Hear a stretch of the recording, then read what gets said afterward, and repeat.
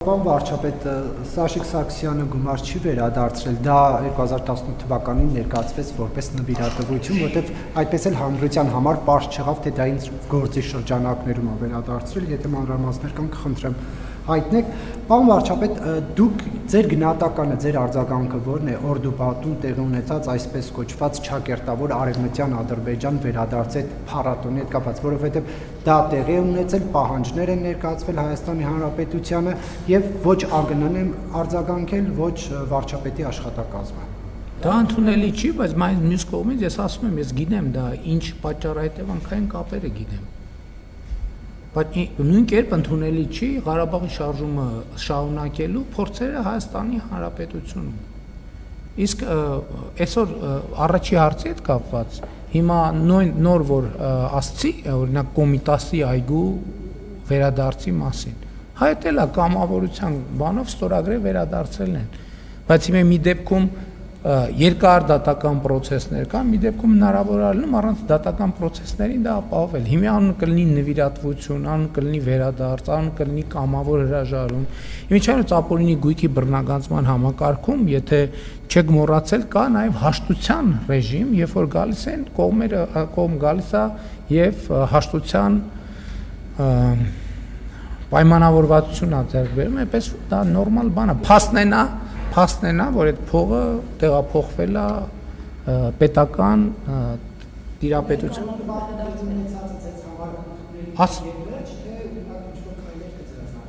Քայլեր ձեռնարկելն են, ես ասում քայլը ռազմավարական գործարքն է։ Պետքա դադարեցվի երկկողմ։ Պետքա դադարեցվի Հայաստանում էլ, պետքա դադարեցվի Ղարաբաղի շարժումը մի ժամը լրացավ։ Շարունակելու փորձերը։ Իմիջիայլոց նոր երևույթ կա, նախկինում այդ երևույթը երբեք չի եղել։ Այսօր ես մարդկանցից նամակներ եմ ստանում այդ թեմաներով։ Եվ մարդիկ ըստ ամենայնի նախ այս խոսակցության ընթացքում իրանք ընկալել են թեման եւ օրինակ ինձ նամակներ են գրում նույն խորհրդանում Ղարաբաղի դրոշների արկայության վերաբերյալ, ինձ նամակներ են գրում տարբեր ելույթների վերաբերյալ, որ պատեսեք այս ելույթում փաստորեն իրանք այդ գիծը տանում են, որ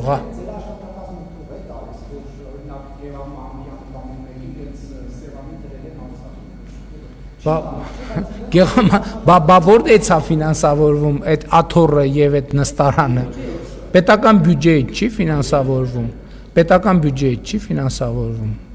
Պետական քաղաքական, պետական ինստիտուտ է։ Հարց է ծագում,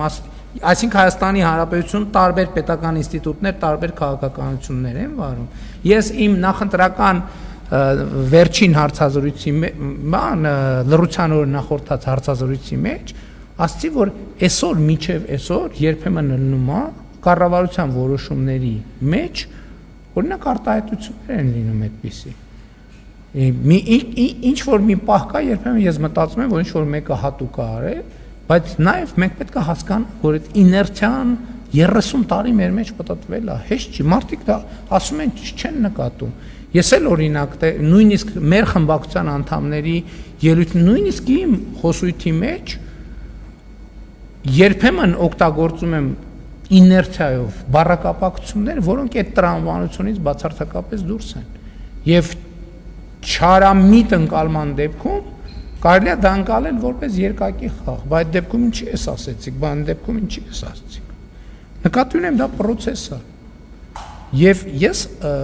ինչի համար եմ ուրախ, որ մենք հասել ենք այս կետին, որ այս թեմաների մասին ես բացությամբ խոսում ենք, դա կարևոր կետ է եւ պետք է շարունակենք խոսալ։ Շնորհակալ։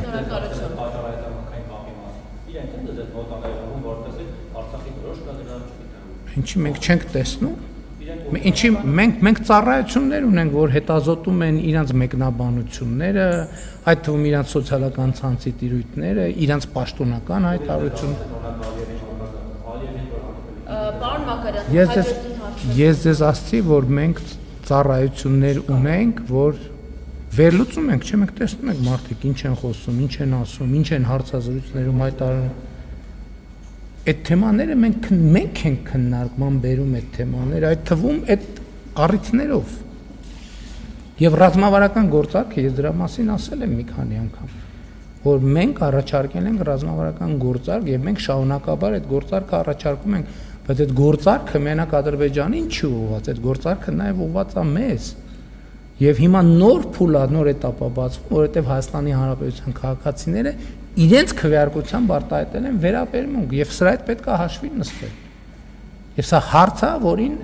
ելի եմ ասում, մենք պետք է խոսենք, հասկանանք, որովհետեւ պատճառահետևանքային կապերը եւ կոնտեքստը պետք է հասկանանք։ Այլևս քողարկված խոսելու կարիք չկա, որովհետեւ թեման բաց է եւ նախընտրական քարոզչության ընթացքում էլ բաց այդ մասին խոսել ենք։ Այս նախընտրական քարոզչության առանձնահատկությունը գիտեք, որն է, իհարկե մի քիչ ավել, մի քիչ պակաս, բայց ոչ մի թաքնված թեմա չի եղել։ Սովորաբար լինում է թեմաներ, որ շրջանցվում են աչքից ձախից։ Այս նախընտրական քարոզարշավի ընթացքում 0 փակ թեմա եղել։ Բոլոր թեմաները բաց քննարկվել են։ Նույնիսկ շատերը համարում են, որ դա այդքան էլ լավ չի, այդքան բաց, այդքան կրկոտ, բայց բոլոր թեմաները քննարկվել են։ Եվ դա վատ չի։ Ես կարծում եմ դա լավ է, որովհետև մենք պետք է խոսենք։ Հասկանալու համար պետք է խոսել, պետք է դետալների մեջ մտնել, մանրամասների, չխոսելով, ոչ մի բան, չնայելով, չդիտարկելով, ոչ մի բան չենք հասկանա եւ առաջ չենք գնա։